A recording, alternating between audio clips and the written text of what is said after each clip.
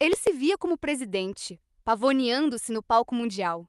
Conforme avançava em sua carreira, ele nunca fez nada sem estar de olho neste objetivo máximo. Em 1957, Johnson, na época senador pelo Texas, apoiou uma lei de direitos civis. Isso o prejudicou no Texas, mas o elevou nacionalmente. Pelo visto, um senador do Sul havia se manifestado, arriscando seu emprego. O voto de Johnson chamou a atenção de John F. Kennedy, que na campanha de 1960 o indicou para vice-presidente. O cargo acabou sendo o degrau de Johnson para a presidência. Objetivos claros a longo prazo orientam todas as suas ações, grandes e pequenas. Decisões importantes ficam mais fáceis de tomar. Se alguma perspectiva fulgurante ameaçar seduzir você para se afastar de seu objetivo, você saberá resistir. Você sabe quando sacrificar um peão, até quando perder uma batalha, se isso servir a seu propósito final. Seus olhos estão focalizados em vencer a campanha e nada mais. Suas metas precisam estar enraizadas na realidade. Se elas estão simplesmente além de suas possibilidades, essencialmente impossíveis de realizar, você perde a coragem e o desânimo pode rapidamente crescer até se tornar uma atitude derrotista. Por outro lado, se falta certa dimensão e grandeza à sua meta, pode ser difícil permanecer motivado. Não tenha medo de ousar. No sentido amplo, você está criando para si mesmo o que Alexandre sentia ser seu destino e o que Friedrich Nietzsche chamou de tarefa da vida. Aquilo para o qual suas tendências e aptidões naturais, talentos e desejos parecem apontar você. Atribuir a si mesmo uma tarefa na vida vai inspirar e guiar você. A natureza do objetivo é crítica. Alguns objetivos, realizados, irão magoá-lo no longo prazo. Os objetivos da grande estratégia, no verdadeiro sentido, são construir uma base sólida para a futura expansão, tornar você mais seguro, aumentar seu poder.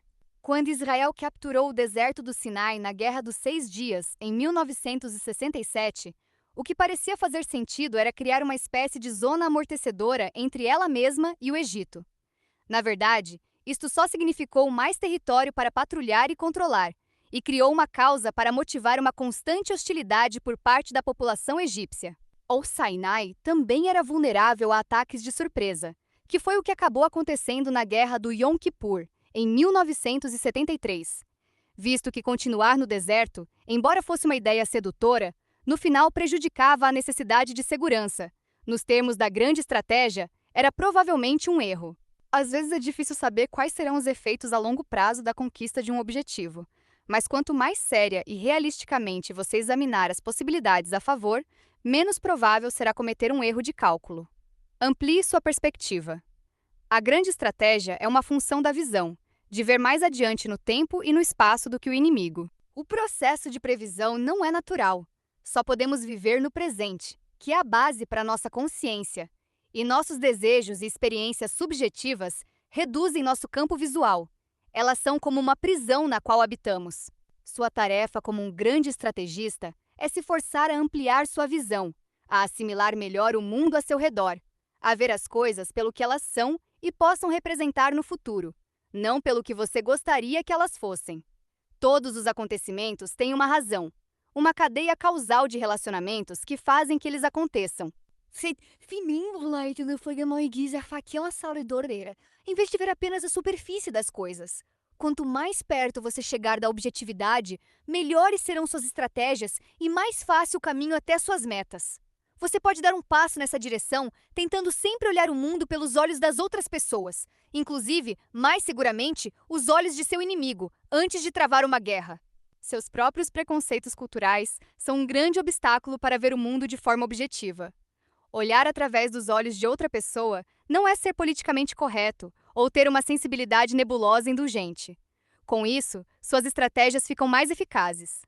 Durante a Guerra do Vietnã, os norte-vietnamitas estudaram intensamente o cenário cultural americano. Eles tentavam ver mudanças na opinião pública e se esforçavam para compreender o sistema político americano e os efeitos sociais da televisão. Estrategistas americanos, por outro lado, revelaram uma compreensão absolutamente mínima das culturas exóticas do Vietnã, fosse a cultura sul-vietnamita que estavam apoiando ou a norte-vietnamita que procuravam combater. Cegos por sua obsessão em impedir a disseminação do comunismo, eles deixaram de notar as influências bem mais profundas da cultura e da religião sobre o estilo de combate norte-vietnamita. A estratégia deles foi o maior fracasso. Grandes estrategistas mantêm antenas sensíveis, sintonizadas na política de qualquer situação. Política é a arte de promover e proteger seus próprios interesses. Você poderia pensar que ela seria em grande parte uma questão de partidos e facções, mas cada indivíduo é, entre outras coisas, uma criatura política buscando garantir sua própria posição. Seu comportamento no mundo tem sempre consequências políticas, visto que as pessoas à sua volta o analisarão em termos de ser benéfico ou prejudicial para elas. Vencer a batalha ao custo de alienar aliados em potencial ou criar inimigos intratáveis nunca é sensato.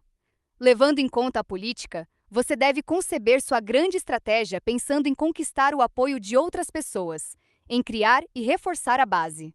Na Guerra Civil Romana, em 49 a.C., Júlio César encarou Pompeu, que na época era um militar mais experiente. César ganhou vantagem ao planejar suas manobras de olho no efeito que elas teriam sobre a opinião pública em Roma. Sem o apoio do Senado, ele confiou no apoio do público em geral.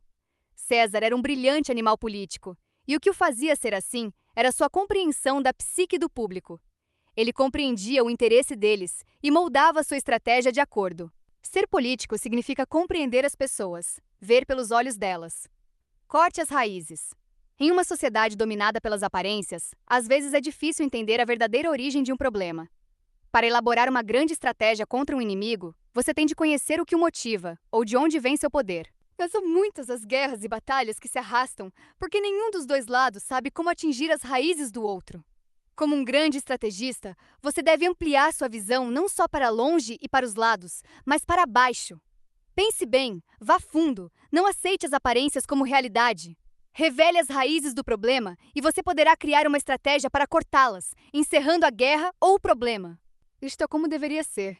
Nenhuma proposta importante necessária para a guerra pode ser elaborada na ignorância de fatores políticos. E quando as pessoas falam, como costumam fazer, sobre a influência política sendo prejudicial para a administração da guerra, não estão realmente dizendo o que pensam. Sua discussão deveria ser com a política em si, não com sua influência. Se a política é correta, isto é, bem-sucedida, qualquer efeito intencional que tenha sobre a condução da guerra só pode ser para o bem. Se ela tem o efeito oposto, a política em si está errada. Somente se os estadistas olharem para certos movimentos e ações militares, a fim de produzir efeitos que são estranhos às suas naturezas, as decisões políticas influenciam operações para o pior. Do mesmo modo que um homem sem o pleno domínio de um idioma estrangeiro às vezes não consegue se expressar corretamente, assim também os estadistas muitas vezes emitem ordens que derrotam o propósito a que elas deveriam servir. Isso tem acontecido repetidas vezes, o que demonstra que uma certa compreensão de questões militares é vital para aqueles encarregados da política em geral. Antes de continuar, devemos nos proteger de um provável erro de interpretação.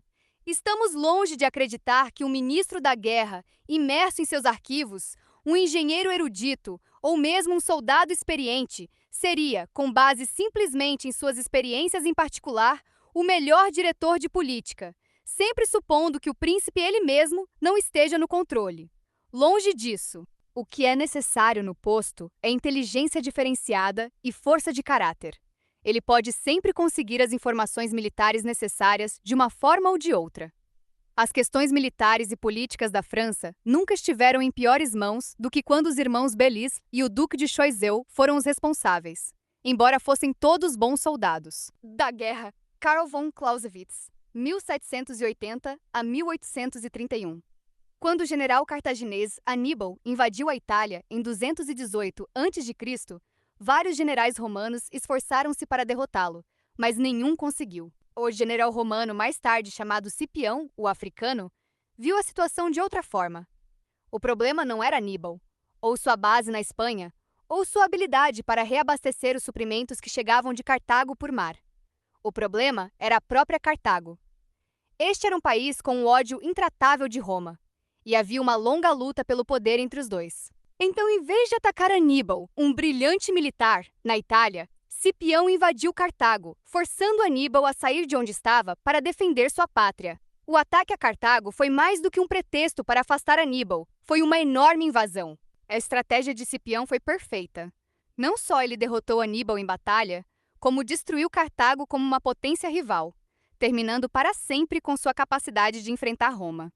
Uma parte da grande estratégia relacionada com o corte de raízes é ver os perigos quando eles começam a despontar, depois acabar com eles antes que fiquem grandes demais para se lidar com eles. Um grande estrategista sabe o valor da ação preventiva. Tome o caminho indireto para sua meta. O maior perigo que você enfrenta na estratégia é o de perder a iniciativa e se ver constantemente reagindo ao que o outro lado faz. A solução, claro, é planejar com antecedência, mas também fazer isso sutilmente, pegar o caminho indireto. Impedir seu adversário de ver o propósito de suas ações lhe dá uma enorme vantagem. Portanto, faça de seu primeiro movimento uma encenação, destinada a obter uma resposta de seu adversário que o exponha para o que virá em seguida. Atinja-o diretamente e ele reage, assumindo a postura defensiva que lhe permitirá desviar-se de seu próximo golpe. Mas, se não pode ver o objetivo de seu golpe, ou se o golpe o deixa desorientado sem saber de onde virá o próximo, ele fica cego e sem defesa. O segredo está em manter o controle de suas emoções e armar seus movimentos com antecedência, vendo todo o tabuleiro de xadrez. O diretor de cinema Alfred Hitchcock fez desta estratégia um princípio de vida. Todas as suas ações eram uma encenação destinada a produzir resultados no final. Ele pensava com calma antes e dava um passo de cada vez. Seu objetivo era fazer um filme à altura de sua visão original, sem se deixar corromper pela influência de atores, produtores e outros membros da equipe que necessariamente surgiam mais tarde. Ao controlar cada detalhe do roteiro, ele tornava quase impossível a interferência do produtor. Se o produtor tentasse se meter durante a filmagem em si, Hitchcock tinha uma câmera pronta no set sem filme. Ele fingia fazer as tomadas extras que o produtor queria, deixando que ele se sentisse poderoso sem arriscar o resultado final. Hitchcock fazia o mesmo com os atores. Em vez de lhes dizer diretamente o que fazer, ele os contaminava com a emoção que desejava, medo, raiva, desejo, pelo modo como os tratava no set. Cada etapa da trilha de campanha encaixava-se perfeitamente na seguinte. Ao trabalhar no nível não da batalha, mas da campanha, seu primeiro passo é crucial. Ele deve ser ilusoriamente suave e indireto, ficando mais difícil de compreender. O bombardeio de Pearl Harbor pelos japoneses durante a Segunda Guerra Mundial foi uma devastadora surpresa. Mas como primeiro movimento de uma campanha, foi um desastre. Os japoneses colocaram suas cartas na mesa rápido demais. Concentrando a opinião pública em um nível intenso de raiva, eles garantiram que os americanos levassem a guerra avante até um amargo fim. E eram os americanos que tinham os maiores recursos militares. Preste sempre atenção ao primeiro passo de uma campanha. Ele define o tempo, determina a disposição de espírito do inimigo e lança você em uma direção que é melhor que seja correta. O teórico militar prussiano Karl von Clausewitz é famoso por ter argumentado que a guerra é a continuação da política por outros meios. Ele queria dizer que toda nação tem objetivos, segurança, bem-estar, prosperidade, que em geral persegue por meio da política. Mas quando outra nação ou força interna frustra sua realização com a política, a guerra é o resultado natural. A guerra nunca é simplesmente pela vitória no campo de batalha ou a simples conquista de terras. Ela é a busca de uma política que não pode ser realizada de nenhum outro modo, a não ser pela força. Quando se perde uma guerra, entretanto, em geral, todos os dedos apontam para as forças armadas. Podemos às vezes passar por cima das cabeças dos generais, até os políticos que declararam a guerra em primeiro lugar. Durante e após a Guerra do Vietnã, por exemplo, houve quem colocasse a culpa no fracasso do governo em não se empenhar totalmente na guerra. Quase sempre, entretanto, a análise após o jogo é militar. Nós estudamos com cuidado as batalhas da guerra, criticando os movimentos dos oficiais. E, é claro, foram as forças armadas que planejaram e lutaram na guerra. Mas mesmo assim, o verdadeiro problema é uma questão de grande estratégia. Segundo Clausewitz, o fracasso na guerra é um fracasso de política.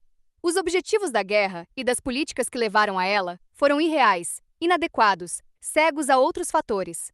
Esta ideia é a filosofia do grande estrategista. Sempre que alguma coisa não dá certo, é da natureza humana culpar esta ou aquela pessoa. Deixe que os outros se envolvam nessa estupidez, dominados por seus instintos, vendo apenas o que está imediatamente visível aos olhos. Você vê as coisas de outro modo.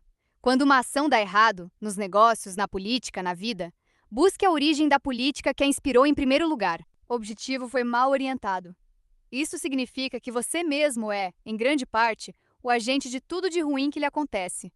Com mais prudência, políticas mais sensatas e visão mais ampla, você poderia ter evitado o perigo. Portanto, quando alguma coisa sair errada, olhe bem no fundo de você mesmo. Não de uma forma emocional, para se acusar ou ficar curtindo seus sentimentos de culpa, mas para ter certeza de que vai iniciar sua próxima campanha com um passo mais firme e enxergando melhor. Imagem: o topo da montanha. Lá embaixo, no campo de batalha, tudo é fumaça e confusão. É difícil distinguir amigo de inimigo, ver quem está vencendo, prever o que o inimigo vai fazer em seguida. O general deve subir bem acima da rixa, para o topo da montanha, onde tudo se torna mais claro e mais em foco. Ali ele pode ver mais além do campo de batalha, os movimentos das reservas, o campo inimigo, como a batalha será no futuro. Só do topo da montanha, o general pode dirigir a guerra. Autoridade. É um erro comum na guerra começar pelo lado errado, agir antes e esperar pelo desastre para discutir a questão. Tucídides.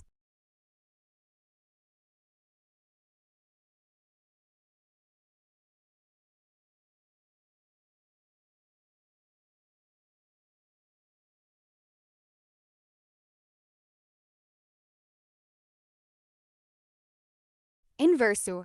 A grande estratégia envolve dois riscos que você deve considerar e combater.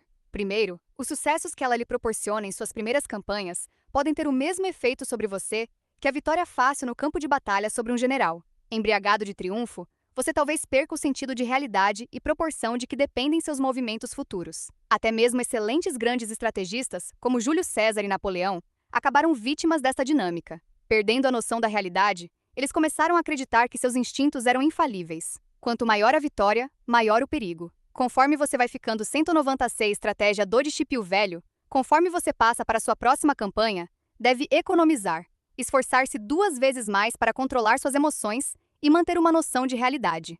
A grande estratégia envolve dois riscos que você deve considerar e combater. Primeiro, os sucessos que ela lhe proporciona em suas primeiras campanhas podem ter o mesmo efeito sobre você que a vitória fácil no campo de batalha sobre um general. Embriagado de triunfo, você talvez perca o sentido de realidade e proporção de que dependem seus movimentos futuros.